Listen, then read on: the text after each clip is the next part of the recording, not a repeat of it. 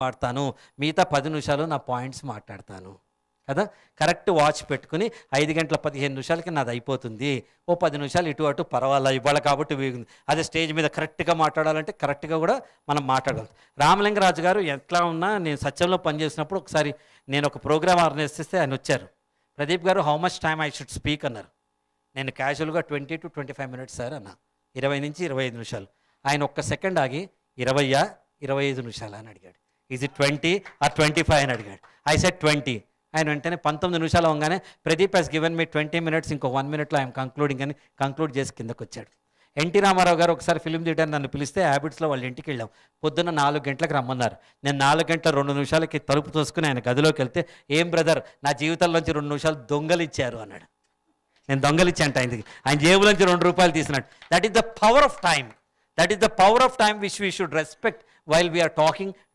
మన మైక్ వచ్చింది కదా అని మన ఫెలిస్టేషన్ చెప్పడానికి వెళ్తాం. చివరికి ఒక చార్టర్ నైటో ఇన్స్టలేషన్ నైటో మనకు కూడా తెలుసు కాబట్టి సత్యనారాయణ గారు పిలుస్తారు. అక్కడ వేదిక మీద ఉన్న పెద్దలకి, డిస్టిక్ గవర్నర్ గారికి, ఇంటర్నేషనల్ గవర్నర్ గారికి, మా అన్నయ్యకి, మా తమ్ముడికి, వాళ్ళకి వీళ్ళకి అని చెప్పొద్దు. జంజాల్ గారు సూపర్ డైలాగ్ రాశారు కదా శంకరాభరణంలో, సభకి నమస్కారం అనండి. ఎంత సూపర్ డైలాగ్ చెప్పండి. అది పావుగంట కలిసి వస్తుంది.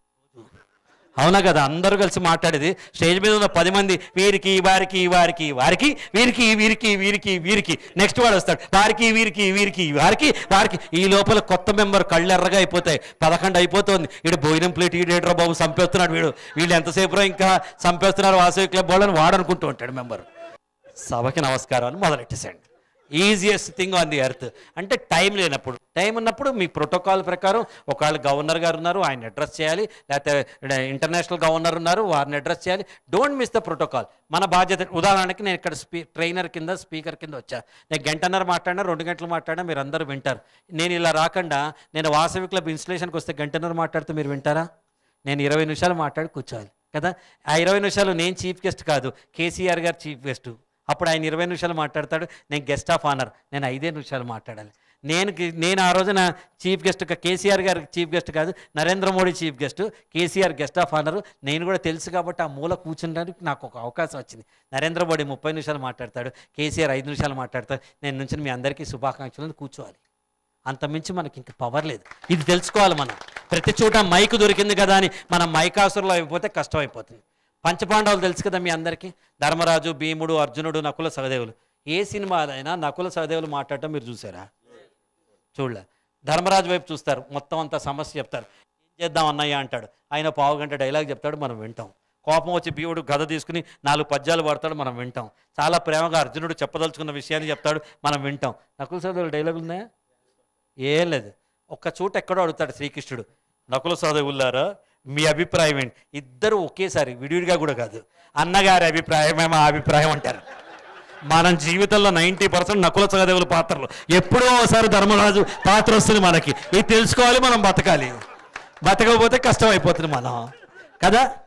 మన పాత్రోచిత నటన అంటే మనం ఏంటి ఇక్కడ. నేను ఎప్పుడో 1996లో గవర్నర్ని, ఇప్పుడు గంట సేపు మాట్లాడితే ఇప్పుడు గవర్నర్ ఏమైపోవాలి? ఆడు 3 పేజెస్ స్పీచ్ రాసుకొచ్చాడు పాపం. నేనే 3 గంటలు మాట్లాడిస్తే ఆయన ఏమవ్వాలి? పెద్దవాడని పిలిచారు కదా. మీ అందరికీ నా శుభాశీస్సులు. నాయన ఈనాటి నాయకుడు ఉన్నాడు, వారు మాట్లాడతారు, నా భావం కూడా వారితో ఉంది. మీరందరూ దయచేసి ఆరోగ్యంగా ఆనందంగా ఉండండి, కూర్చోవాలి మనం. ఇది తెలుసుకోలేక స్వచ్ఛంద సంస్థలు అంటే భయపడి జనం పారిపోతున్నారు. As a speaker you should know this, as a leader you should know this and then do. So your attitude, your skill. Third ఏంటి? మీ నాలెడ్జ్. ఏంటి నాలెడ్జ్? సంస్థ గురించి నాలెడ్జ్, ఏ సంవత్సరం ఎవరు ప్రెసిడెంట్ అయ్యారో నాలెడ్జ్, వాసవి క్లబ్ లక్ష్యాలేంటి, విజన్ ఏంటి, మిషన్ ఏంటి, ఏమేం కార్యక్రమాలు చేసాం, వాట్ ఆర్ ది. మీరు కెమెరా వచ్చింది, మీరు ఇప్పుడు నెక్స్ట్ ఇయర్ వచ్చారు మా దగ్గరికి, రాగానే నాకు ఇంట్లో 10 కెమెరాలు పిలుస్తా. సత్యనారాయణ గారు మా ప్రెసిడెంట్ వచ్చాడు, మీ మొహం మీద కెమెరాలు పెట్టేస్తాడు. వాసవి క్లబ్ ఈ సంవత్సరం చేసిన 10 ప్రోగ్రాంలు ఏంటండి అంటే మీకు నాలెడ్జ్ బాలకృష్ణ అని ఆలోచిస్తుంది అంతే కదా. అలా అనద్దు మనం ఎప్పుడు. అంటే నాయన ఇవన్నీ ఎడిట్ చేసి పైన పెట్టకు, యూట్యూబ్లో చంపేస్తారు నన్ను. పాప ఆయన బాగానే మాట్లాడతాడు, ఆ స్టేజ్ మీద ఆయనకి ప్రాబ్లం ఉంటుంది అంతే. ఇది ఇంటర్నల్గా మనతో మనం మమేకం అయినప్పుడు యాటిట్యూడ్, స్కిల్ అండ్ నాలెడ్జ్. బయట వాళ్ళతో మమేకం అయినప్పుడు మనం ఎవరితో మనం మమేకం అవుతాం? బయట వాళ్ళు అంటే మన ఫ్యామిలీ మెంబర్సు, ఆఫీస్లో కానీ వ్యాపారంలో కానీ కొలీగ్స్, ఆర్గనైజేషన్లో ఇతర మెంబర్లు, మన చుట్టూ ఉన్న జనం, వాళ్ళతో ఒక జట్టు కలుపుతాం. ఇవి కాకుండా మనం జట్టు కలపాల్సింది వాల్యూస్ తోటి, వర్చ్యూస్ తోటి, ప్రిన్సిపల్స్ తోటి, ఎథిక్స్ తోటి. ఎథిక్ అంటే ఏంటంటే, వాల్యూస్ అంటే ఏంటంటే, మనం కరెక్ట్గా ఒక బిల్డింగ్ కడితే ఎంత లోతుగా మన ఫౌండేషన్ వేస్తే అంత మనం నమ్మిన సిద్ధాంతాలు ఎంత లోతుగా ఉంటే, మన వాల్యూస్ ఎంత లోతుగా ఉంటే, మన ప్రిన్సిపల్స్ ఎంత లోతుగా ఉంటే మన జీవితంలో అంత ఎత్తగలుగుతాం కదా. ఒక పేక మేడ కడితే ఉఫ్ఫను ఉత్తి పడిపోతుంది. అదే కాంక్రీట్ గోడ కడితే ఉఫ్ఫను వదిలినా తన్నినా సముద్రంలోంచి తుఫాను వచ్చినా అది పడుతుందా? పడదు. చెరగని విలువలతో మన స్థిరత్వమైన వ్యక్తిత్వం ఉండాలి మనకి. అసలు ఎక్కడ విరగకూడదు. ఇప్పుడైనా సరే ఎవరైనా నన్ను ఎవడైనా వచ్చి పిచ్చోడంటే నేను పిచ్చోడిని అవుతానా? అవను కదా. నా ఆనందపు రిమోట్ మీకు ఇస్తానా? ఇంట్లో నేను క్రికెట్ మ్యాచ్ చూస్తున్నా, మా ఆవిడ వచ్చేసారి రిమోట్ ఇవ్వండి అని తీసుకుని సీరియల్ చూస్తాను. రిమోట్ ఇస్తే ఎంత బాధపడతాం మనం? ఒక టీవీ సీరియల్కి క్రికెట్ మ్యాచ్కే బాధపడతాం కదా. మన ఆనందం రిమోట్ అవతల వాడు అరే నీకేం తెలుసా అంటే నాకు తెలియదు అంటావా అనద్దు. నిజమే నాకేం తెలియదు అనుకోండి, వదిలేండి. ఆడి చేతికి రిమోట్ ఇస్తే వాడు ఆడుకుంటాడు ఆట. అవునా కదా? Never allow anything. What is leadership? Leadership is maintaining calmness when somebody challenges. ఎవడైనా మనకి వేలెత్తి చూపించినప్పుడు మనం ఎంత మౌనంగా ఉంటే అంత గొప్ప వ్యక్తిత్వం మనకుంది. 5 ఏళ్ల పాటు మైనారిటీ గవర్నమెంట్ని తన ప్రభుత్వంలోనే తనకు ఎదురైన వందలాది మంది అపోజిషన్ని నోరు మూయించి 5 ఏళ్లలో భారతదేశానికి కొత్త దశ తెచ్చినవాడు పివి నరసింహారావు. అవునా కదా? ఎవడు ఏమనుకోండి, ఆయన చేయాల్సిన పని ఆయన చేశాడు. మనం కూడా అలా మనం స్థితప్రజ్ఞతోటి, స్థిరత్వంతో ఉండాలి.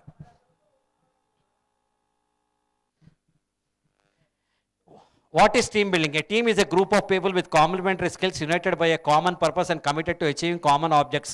ఇవన్నీ మనం చదువుకుంది. టీం ఏంటంటే అందరికీ ఒకటే లక్ష్యం ఉంది. వాసవి క్లబ్ మెంబర్స్ అందరికీ 10 లక్ష్యాలు ఉండవు కదా.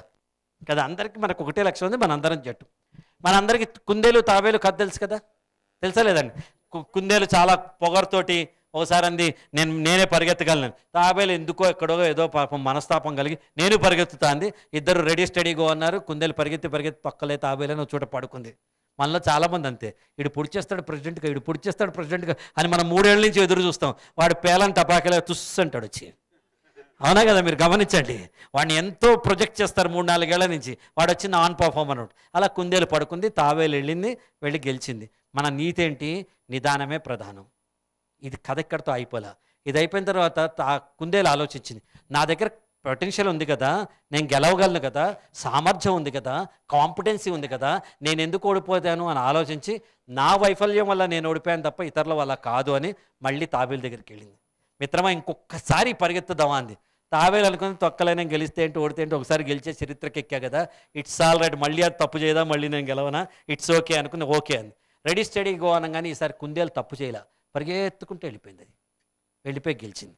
నీతి ఏంటంటే ఒక్కసారి గెలిస్తే కాదురా, ప్రతిసారి వేగంగా fast and consistent. Virat Kohli వెళ్ళిన ప్రతిసారి సెంచరీ కొట్టినట్టు నీ జీవితంలో వేసిన ప్రతి అడుగులో నువ్వు గెలిచి తీయాలి అని చెప్పి కొత్త నీతిది.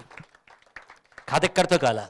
ఇప్పుడు తాబేలు ఆలోచించింది, నేను ఒక్కసారి కాదు 100 సార్లు పరిగెత్తినా నా సామర్థ్యం మీద నేను పరిగెత్తట్లేదు, పక్కవాడి బలహీనత మీద నేను ఆధారపడి ఉన్నాను, నా గురించి నేను పరిగెత్తట్లా, వాడు ఫెయిల్ అయితే నేను గెలుస్తా అనే తత్వంతో నేను ఉన్నాను కాబట్టి అని ఆలోచించి ఒక స్ట్రాటజీ చేసి మళ్ళీ కుందేలు దగ్గరికి వెళ్ళండి. మిత్రమా నువ్వు ఓసారి గెలిచావు, నేను ఒకసారి గెలిచాను, కాబట్టి ఈ 3rd టైం మనం మళ్ళీ పరిగెత్తుదామని. కుందేలు అనుకుంది, ఎక్కడ ఏమైతే ఉంది, నేను నా పొటెన్షియల్ పనిచేస్తే నేను ఎదురులేదు, నేను ఎక్కడ అలసత్వం చూపించను, నేను గెలుస్తాను అని కుందేలు అనుకుంది. అయితే తాబేలు అంది, ఈ రోడ్డు మీద కాకుండా ఈ రోడ్డు మీద పరిగెత్తాం, ఏ రోడ్ అయినా పర్వాలా, రెడీ స్టడీ గో అనగానే కుందేలు పరిగెత్తు ఒక చోటుకు వచ్చేటప్పుడు ఆగిపోయింది. దారికి అడ్డంగా నీళ్లు ఉన్నాయి, దీనికి ఈత రాదు, కాలం ఉంది అక్కడ, దీనికి ఈత రాదు, ఏం చేయాలో తలగొక్కునే లోపల తాబేలు మెల్లగా వచ్చి డుబుంగా నీళ్ళలో దూకి అవతల పక్కకి వెళ్ళి గెలిచింది. నీతి ఏంటంటే పక్కవాడి సామర్థ్యం మీద నువ్వు బెట్టు కట్టకు, నీ సామర్థ్యం ఏంటో నువ్వు తెలుసుకుని నీకు వచ్చిన పని నువ్వు చెయ్యి, పక్కవాడికి వచ్చిన పనిలో నువ్వు పందాలు కట్టకు అని చెప్పి నీతి అనమాట. కథ ఇక్కడితో కాల.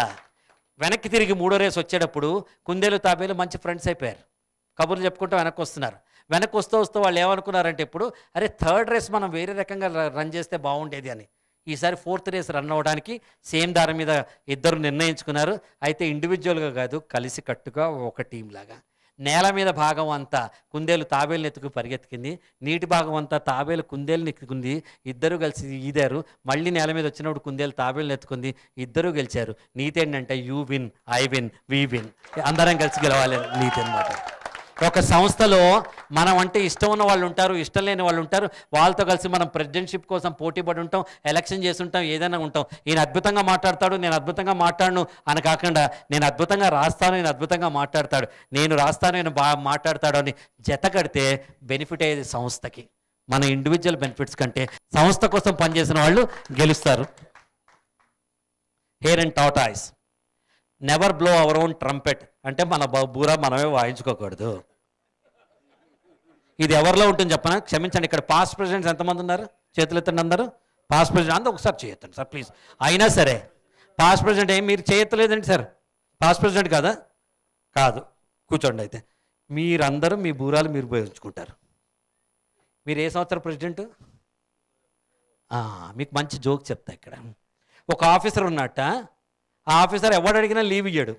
ఎవడైనా సార్ నాకు కడుపు నొప్పి సార్ ప్లీజ్ సార్ లీవ్ ఇవ్వండి సార్ అంటే 1942లో నాకు ఇట్టాగే కడుపు నొప్పి వచ్చినప్పుడు నేను కడుపు నొప్పితో విలవిల్లాడుతూ ఆఫీస్కే డాక్టర్ని పిలిపించుకుని అపెండిసైడ్ ఆపరేషన్ చేయించుకున్న తప్ప లీవ్ ఇవ్వలేదంటాడు.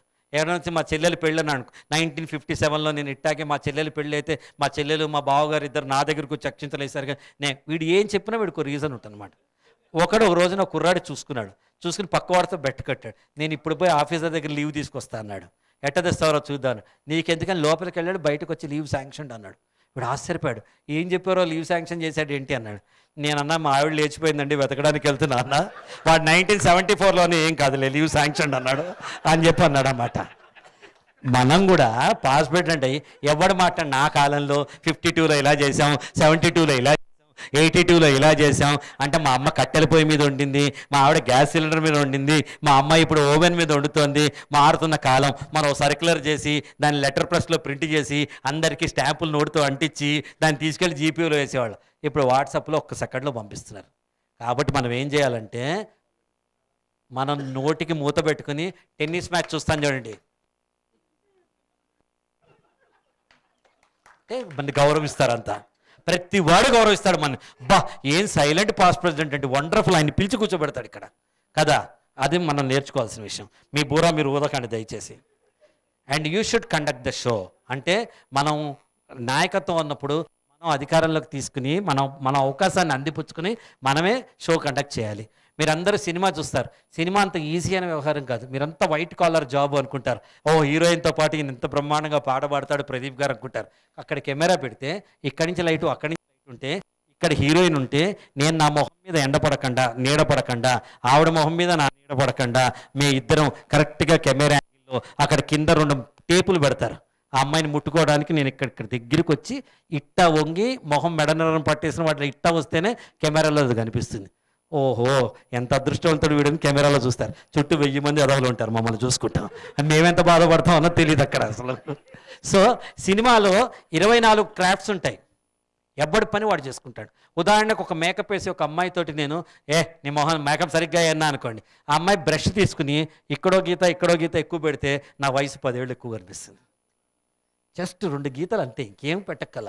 నా వయసు 10. కెమెరామెన్తో మాట్లాడే అనుకోండి, వాడు ఒక లైట్ ఎక్కువ నా మొహం మీద పెడితే అపార్చర్ కట్ కాక నా ఫేస్ కనిపిస్తుంది.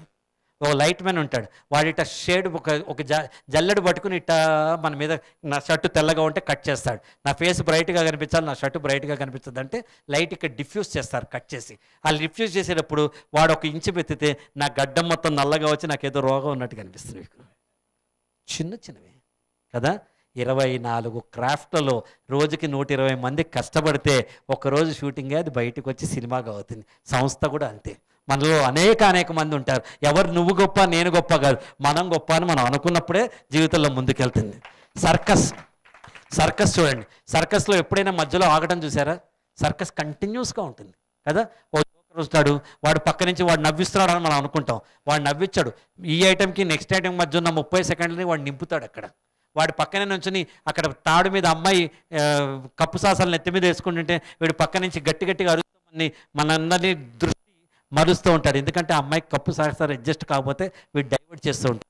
ఆ అమ్మాయి పడిందా లేదా అని వీడు కింద చూస్తూ ఉంటాడు. టీం వర్క్ ప్రతీక